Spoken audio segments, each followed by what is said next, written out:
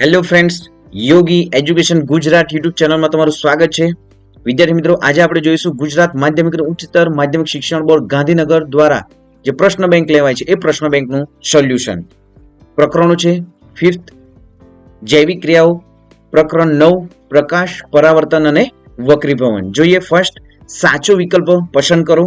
Glucose, કોષરસ, pyruvate, East આપે છે અહીં ખાલી જગ્યા પ્લસ કાર્બન ડાયોક્સાઇડ પ્લસ ઉર્જા.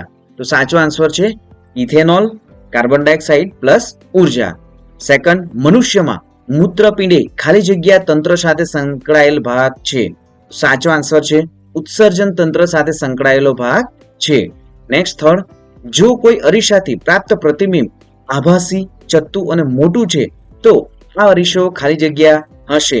તો આન્સર છે માત્ર અંતર્ગોળ. આપેલા વિધાનો ખરા છે કે ખોટા તે જણાવો. નાનું આંતરડું પાચન માર્ગનો સૌથી લાંબો ભાગ છે. આન્સર સાચું વિધાન છે. માછલી ત્રિકોટરીય હૃદય ધરાવે છે. ખોટું વિધાન.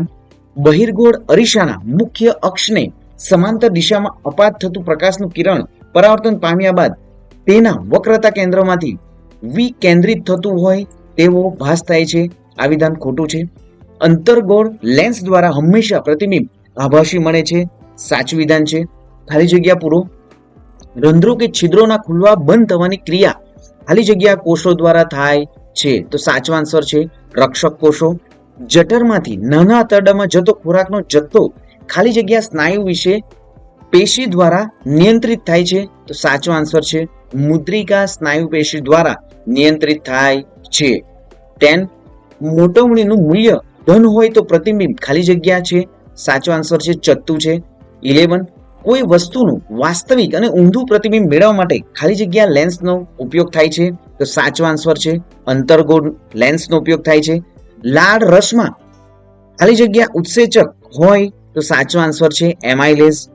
13, જો શુદ્ધિકારક લેન્સનો પાવર -1.5D હોય તો સૂચવેલ લેન્સ ખાલી જગ્યા છે. તો સાચો આન્સર છે અંતર્ગોળ. તો વિદ્યાર્થી મિત્રો, ચેનલને સબસ્ક્રાઇબ નથી કરી, સૌપ્રથમ ચેનલને સબસ્ક્રાઇબ કરી દો, વિડીયોને લાઇક પણ કરી દો. વિદ્યાર્થી મિત્રો, ધોરણ 10 માં તમે ભણો છો અને બોર્ડના વિદ્યાર્થી છો તો ખાસ જે એકમ કસોટીઓ લેવાય છે એ વિદ્યાર્થી મિત્રો એકમ કસોટીનું સંપૂર્ણ સોલ્યુશન એક નોટબુક બનાવી દો.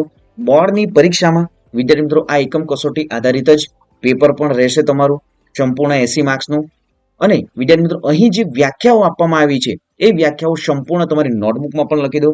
બોર્ડની પરીક્ષામાં પણ વિદ્યાર્થી મિત્રો 20 થી વિદ્યાર્થી મિત્રો પણ વધારે જે એક્ઝામમાં વ્યાખ્યાઓ પૂછાય છે. તો ખાસ ધોરણ 10 ના સાયન્સમાં સંપૂર્ણ જે ટેક્સ્ટબુકની વ્યાખ્યા વિદ્યાર્થી નોટબુકમાં લખી દો, જેથી વ્યાખ્યા આધારિત કોઈ પણ પ્રશ્ન પૂછાય અથવા તો વ્યાખ્યા પૂછાય તો તમે સંપૂર્ણ માર્ક્સ મેળવી શકો. જોઈએ આગળ, એક વાક્ય કે એક શબ્દમાં ઉત્તર આપો.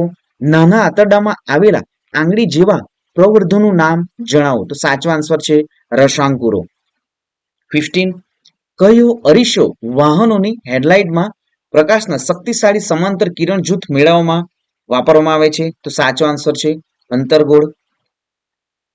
નેક્સ્ટ જોઈએ, અહીં 2 ગુણના જે પ્રશ્નો આપવામાં છે તફાવત સ્વયંપોષી પોષણ અને વિષમપોષી. વિદ્યાર્થી મિત્રો, આપણી જે મોડેલ પેપરમાં પણ તમને ક્વેશ્ચનોના આન્સરો મળી જશે.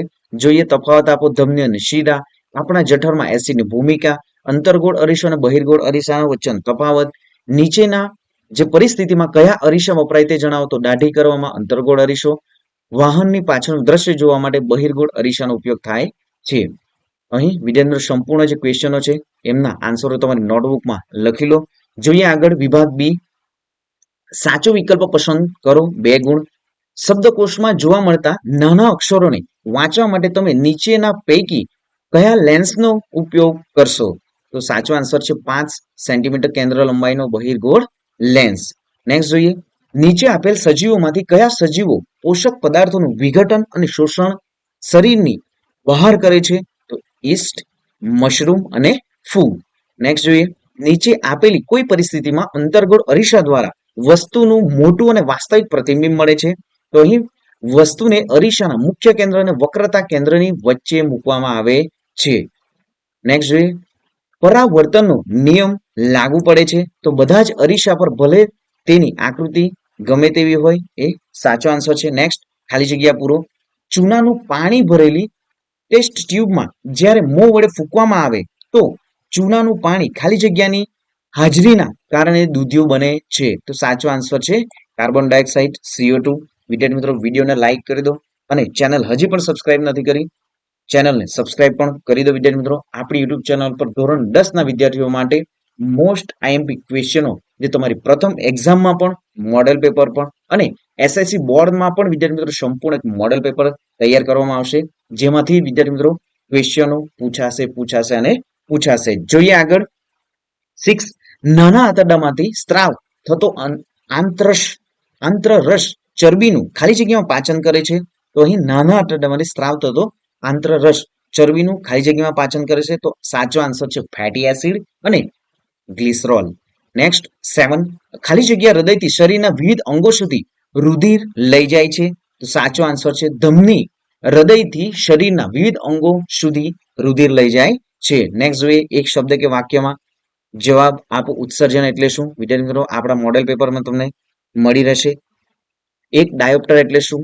વસ્તુમાંથી આવતું મુખ્ય અંશને સમાંતર પ્રકાશનું કિરણ બહિર્ગોળ લેન્સ દ્વારા વક્રીભવન પામી ક્યાં મળે છે?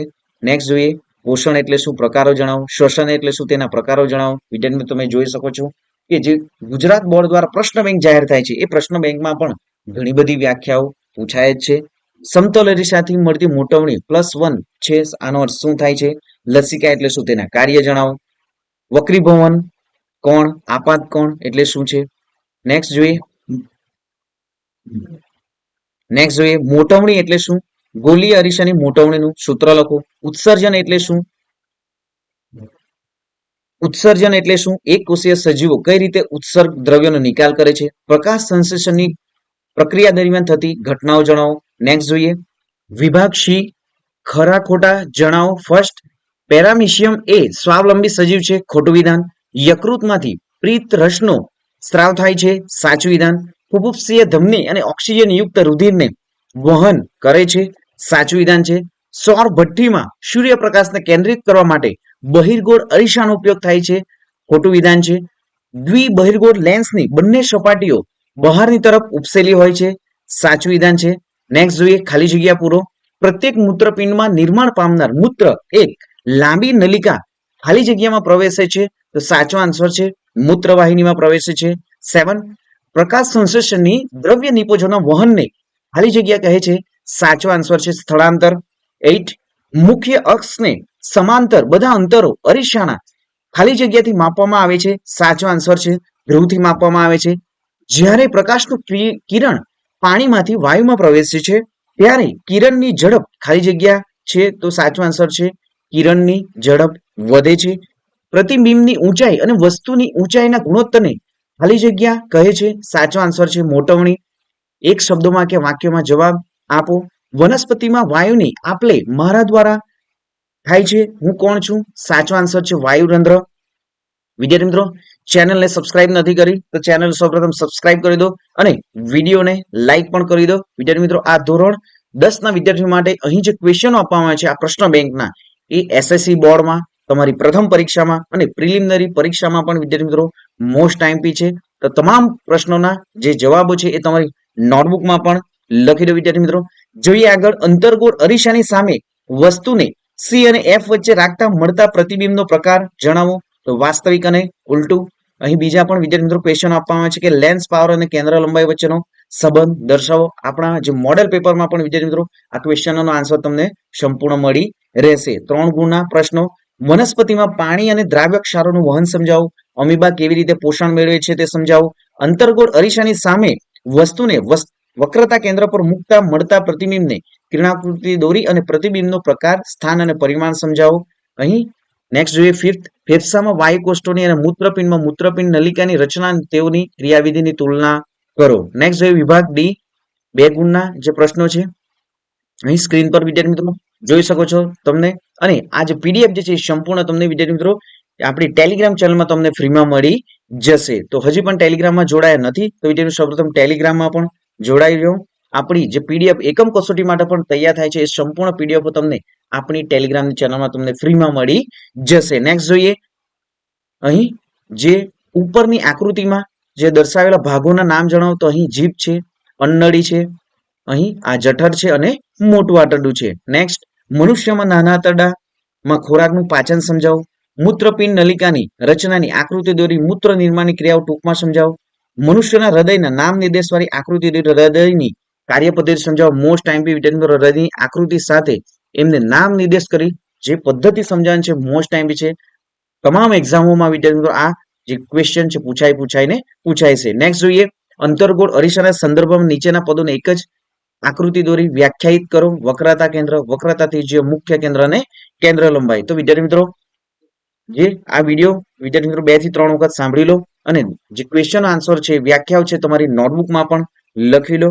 મળીશું વિદ્યાર્થી મિત્રો નેક્સ્ટ વિડીયોમાં નવી જ્ઞાન નવી માહિતી સાથે. જય હિન્દ વિદ્યાર્થી મિત્રો, વંદે માતરમ, જય જય ગરવી ગુજરાત.